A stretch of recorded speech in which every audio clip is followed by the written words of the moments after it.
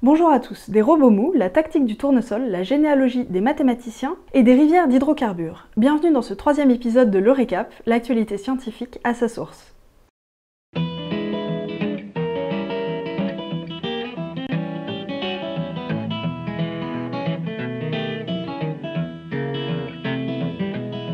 Des rivières de méthane liquide dans des canyons de 570 mètres de profondeur pour moins d'1 km de large. Voilà à quoi ressemblent les environs du pôle nord de Titan, la plus grande lune de Saturne. Ce réseau hydrographique, ou plutôt hydrocarbographique, est connecté à Ligeia Mare, le deuxième plus grand lac d'hydrocarbures à la surface de Titan. C'est en analysant des données altimétriques, c'est-à-dire d'altitude, captées par la sonde Cassini en 2013, que des chercheurs américains et italiens ont pu visualiser ce paysage escarpé. D'après la NASA, cette observation constitue la première preuve directe de l'existence de rivières et de canyons aussi profonds à la surface de cette lune. La majorité des mathématiciens connus d'hier et d'aujourd'hui descendent de seulement 24 familles académiques, c'est-à-dire des lignées de scientifiques liés en amont à leur directeur de thèse et en aval aux étudiants qu'ils ont formés. C'est ce qu'ont découvert des chercheurs belges en analysant principalement des données issues de la base Mathematical Genealogy Project, une base qui contient près de 200 000 noms de mathématiciens connus depuis le XIVe siècle. Le but est de reconstituer des filiations de mathématiciens à la manière d'un arbre généalogique. 65% des scientifiques étudiés se regroupent dans 24 familles seulement, ou écoles, qui contiennent chacune au moins 500 membres. Parmi les fondateurs de ces écoles, on retrouve notamment Cassini, astronome et cartographe, mais aussi René-Juste Haüy, le fondateur de la cristallographie moderne, ou encore d'Alembert, philosophe mathématicien qui a écrit avec Diderot l'encyclopédie. Détail intéressant, 80% des mathématiciens étudiés sont issus de seulement 7 pays. Les États-Unis, l'Allemagne, le Royaume-Uni, la Russie, la France, le Canada et les Pays-Bas. L'info a fait frétiller les passionnés d'espace du monde entier. Une planète habitable aurait été détectée autour de la naine rouge Proxima du Centaure, qui est l'étoile la plus proche de notre Soleil. Elle est située à quelques 4 années-lumière de nous, soit 40 000 milliards de kilomètres. Baptisée Proxima b, cette planète rocheuse pèserait au moins 1,3 fois la masse de la Terre et son année durerait 11 jours. Mais prudence, habitable ne veut pas dire habité pour autant. Ça signifie simplement que la température à la surface de la planète est compatible avec la présence d'eau liquide, condition nécessaire pour abriter la vie telle qu'on la connaît mais loin d'être suffisante. Si cette planète est trop loin pour qu'on puisse y poser un pied dans un futur proche, il reste tout à fait imaginable d'y envoyer une sonde pour l'étudier de plus près. Pour plus d'informations sur cette découverte, je vous invite à aller voir la vidéo de Science étonnante si ce n'est déjà fait. Biologie. Le tournesol n'a pas besoin d'une boussole ni d'arc-en-ciel pour se tourner vers le Soleil. Des chercheurs américains ont étudié un champ de jeunes plants d'hélianthus dans le comté de Yolo, en Californie. Ce mouvement des tournesols, appelé héliotropisme, est dû à une croissance déphasée des deux côtés de la tige. Le jour, c'est la moitié orientée vers l'est qui grandit. Le tournesol va donc progressivement faire face à l'ouest. La nuit, c'est l'inverse, la moitié occidentale rattrape la première et le tournesol se retrouve face à l'est, prêt à accueillir le soleil à son lever. Cette croissance est régulée par des gènes dont l'expression dépend de la lumière et de l'horloge interne qu'on appelle circadienne. Un comportement qui profite au tournesol. La surface de leurs feuilles augmente et ils produisent 10% de biomasse en plus par rapport aux plants témoins. À maturité, les plants cessent leur danse quotidienne et s'orientent définitivement vers l'ouest. Un choix judicieux puisqu'ainsi chauffés par les rayons du soleil le matin, les tournesols vont accueillir 5 fois plus d'insectes pollinisateurs que s'ils regardaient vers l'ouest. Adieu Holocène, bonjour Anthropocène. Nous avons officiellement changé d'ère géologique. C'est la conclusion de 38 scientifiques qui étudient la question depuis 2009, exprimée lors du 35e Congrès international de géologie en Afrique du Sud, fin août. L'Anthropocène, tel que défini par les chimistes Paul Crutzen et Eugene Stormer en l'an 2000, se caractérise par la modification des processus et conditions géologiques en lien avec les activités humaines. Les taux d'érosion et de sédimentation sont modifiés par l'agriculture, l'urbanisation et le changement climatique. Nos activités affectent durablement l'histoire de la Terre et se retrouvent dans les strates sédimentaires. On y trouve aussi bien du plastique que des éléments radioactifs artificiels, certains métaux ou du ciment. Bref, ce sont autant de preuves de l'existence de cet Anthropocène. Reste maintenant à trouver le début de cette ère, ce qu'on appelle le clou d'or. C'est la trace dans les enregistrements sédimentaires du début de cette période. Trace qui sert de référence à l'échelle mondiale et qui est justement matérialisée par un clou qui est enfoncé dans la roche modèle. Octobot. Non, ceci n'est pas le nom d'un Pokémon rare, mais du premier robot autonome entièrement mou conçu par des chercheurs américains de l'université d'Harvard. Un système imprimé en 3D dans du silicone et qui se meut grâce à des réactions chimiques à l'intérieur d'un système circulatoire artificiel qui carbure à l'eau oxygénée. Autre robot mou, créé cette fois par des physiciens de l'université de Varsovie en Pologne, une chenille taille réelle qui se déplace grâce à des impulsions lumineuses.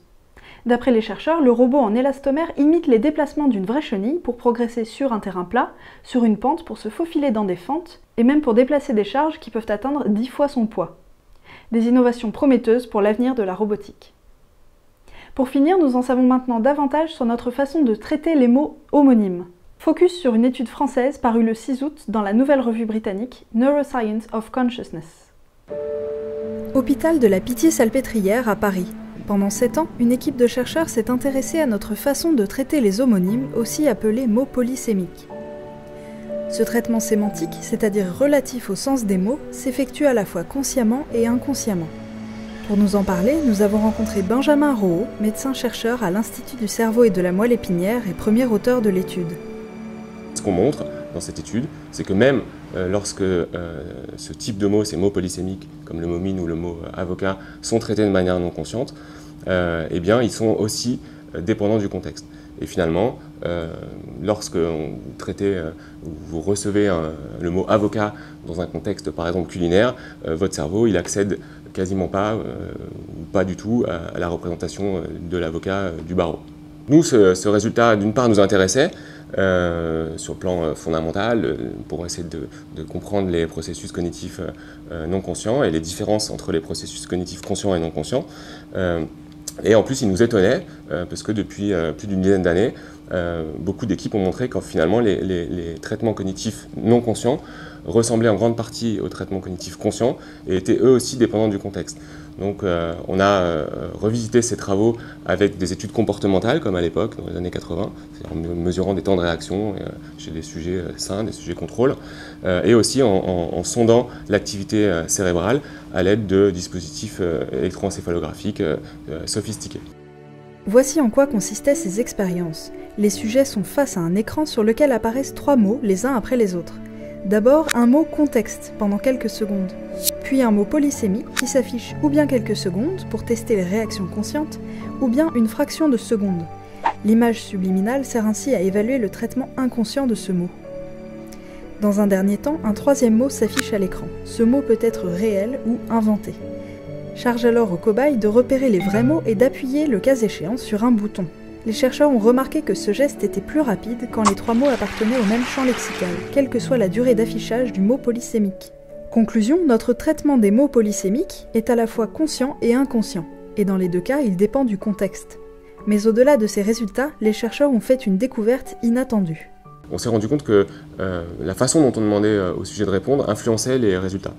À la fois sur les temps de réaction et à la fois sur les mesures indirectes réalisées avec l'électroencéphalogramme. Et à savoir que si on demandait au sujet de répondre, de détecter les mots avec leur main droite, on observait les effets d'amorçage sémantique masqués, non conscients, alors que si on leur demandait de répondre avec la main gauche, on n'observait rien. Et ça, on a observé ce phénomène uniquement pour les présentations subliminales, pour les présentations non conscientes.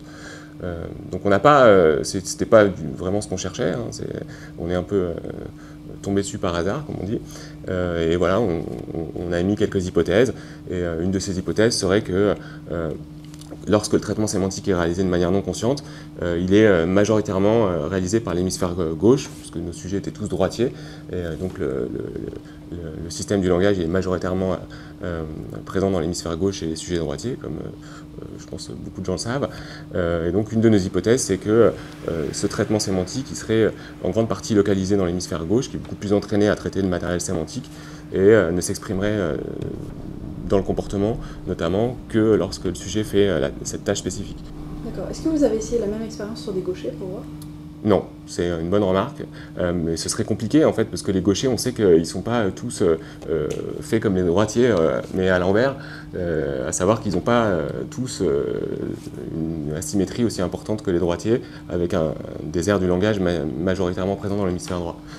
Donc c'est un peu plus compliqué parce qu'il ne suffit pas de prendre des gauchers, il faudrait prendre les bons gauchers. Et pour mesurer, savoir si les gauchers sont des vrais gauchers sur le plan neuroanatomique, fonctionnel, en termes de traitement du langage, c'est un peu compliqué. D'accord. Ces travaux, en plus de l'intérêt qu'ils ont pour la recherche fondamentale, eh bien, ils ouvrent des perspectives cliniques pour les patients, et notamment les patients qui ont des troubles de conscience. C'est-à-dire nos connaissances sur les processus cognitifs non conscients, ils nous permettent d'élaborer et de développer des protocoles, des paradigmes qui vont nous permettre de sonder le fonctionnement cérébral de patients qui ne sont pas conscients, comme des patients dans le coma ou des patients en état végétatif, pour essayer d'affiner le diagnostic, savoir dans quel état ils sont, et aussi d'affiner le pronostic. Par exemple, si on imagine un patient pour lequel on a des arguments pour dire qu'il devrait sortir de son coma et se réveiller, eh bien, ce type de travaux devrait permettre de développer des outils qui nous diront un jour non seulement il va se réveiller, mais en plus il sera capable de communiquer, parce qu'on a la preuve que son système de traitement du langage est intact. C'est déjà la fin de ce 3e épisode de l'Eurécap, j'espère qu'il vous aura plu. Si c'est le cas, n'hésitez pas à le partager et à vous abonner à la chaîne pour ne rien rater.